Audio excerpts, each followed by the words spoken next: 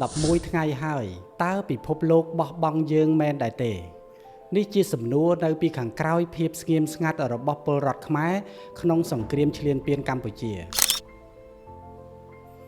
ជំរាបសួរបងប្អូនសេចក្តីបារម្ភរបស់ពលរដ្ឋយើងនៅក្នុងសង្គ្រាមដែលអូសបន្លាយរហូតដល់ទៅ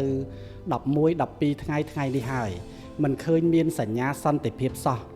ខ្ញុំនៅតែផ្ដល់កម្លាំងចិត្តដល់ពលរដ្ឋយើងថាគួរតែមានមោទនភាពជាមួយនឹងថ្នាក់ដឹកនាំនិងខ្លួនឯងផ្ទាល់ដែលបានបង្កើតនូវភាពខ្លាំងដោយខ្លួនឯងអស់រយៈពេល11ថ្ងៃហើយដោយមិនហៅរកអ្នកដទៃឲ្យមកជួយក្រៅពីប្រាប់ពិភពលោកឲ្យដឹងថាយើងត្រូវការសន្តិភាពយើងមិនដែលឈ្លានពានគេយើងជាពូជសាសន៍ស្មោះត្រង់ម៉ាត់ណាម៉ាត់នឹងនេះគឺជាការបញ្ជាក់ប្រាប់ថាកម្ពុជាជាប្រទេសតូចតែមានភាពចាស់ទុំមានការគោរពច្បាប់អន្តរជាតិខ្ញុំមើលឃើញថាកម្ពុជាស្វាគមន៍ការចូលរួមចំណែកឈឺឆ្អាលពីបណ្ដាប្រទេសជាមិត្តប៉ុន្តែក្តីសង្ឃឹមនិងភាពខ្លាំងរបស់កម្ពុជាគឺស្ថិតនៅលើការរួបរวมគ្នារបស់ពលរដ្ឋជាធ្លុងមួយដើម្បីការពារអធិបតេយ្យភាពនិងបូរណភាពទឹកដីដ៏បវររបស់យើងដោយខ្លួនឯងការប្រកាន់យកភាពស្ងៀមតែមិនស្ងាត់ជាយុទ្ធសាស្ត្រប្រែក្លាយសង្គ្រាមទៅជាសន្តិភាពគឺជាអាវុធដែលសត្រូវគិតមិនយល់ស្មានមិនត្រូវឯលទ្ធផលក៏ស្ដែងចេញបណ្ដារួចហើយដែរ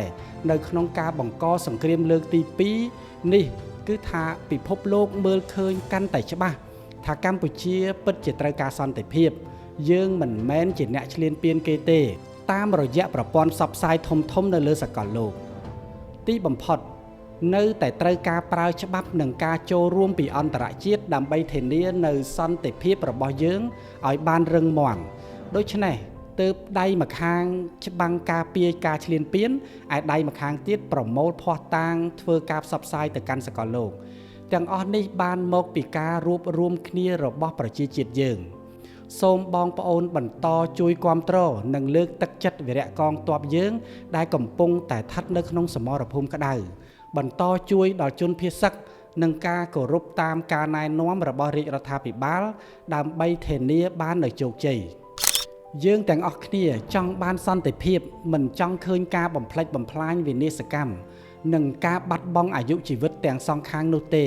ព្រោះនេះគឺជាអ្វីដែលកម្ពុជាធ្លាប់ឆ្លងកាត់តែទោះជាយ៉ាងណាក៏ដោយកម្ពុជាក៏មិនអាចទទួលខុសទាំងដែលគេជាអ្នកឈ្លានពានលើយើងដែរនេះមិនមែនជាការរឹងរូសទេតែចង់ឲ្យអ្នកដែលធ្វើខុសចេះទទួលកំហុសនិងឈប់ឈ្លានពានជាបន្តទៀត